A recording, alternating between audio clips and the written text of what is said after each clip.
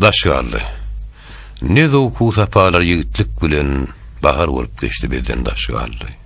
Garlyk yetişdi mün külpet bilen meydan öttü, hadan gelle kışgaldy.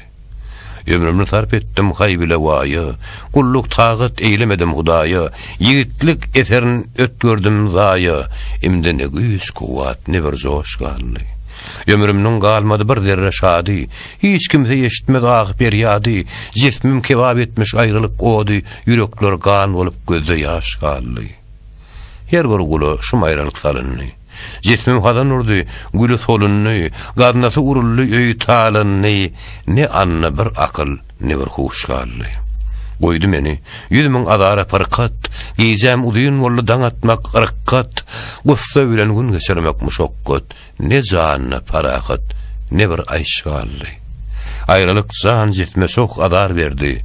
Erinju elim çektim, tenim sargardy, gussa bilen saç takkarym agardy, ne ruhda şat, ne köňülle hoş galdy.